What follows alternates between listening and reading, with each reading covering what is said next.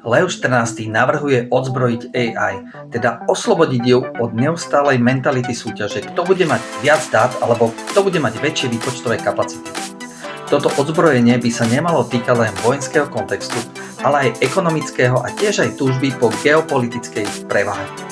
Odzbrojiť znamená, že potlačíme predpoklad, že technická sila udeľuje právo vládnuť.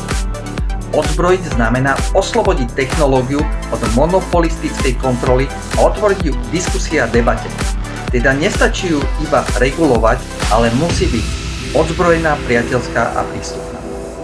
Pápež pripomína, že vývojári AI majú v istom zmysle účasť na božskom akte stvorenia a preto nesú osobnú, etickú a duchovnú zodpovednosť. Aj tvorca umeleckého alebo literárneho diela je zodpovedný za hodnoty, ktoré dielo vyjadruje, a tak majú všetci zodpovednosť za spoločné dobro. Budeme to rozoberať viac, tak ma sleduj.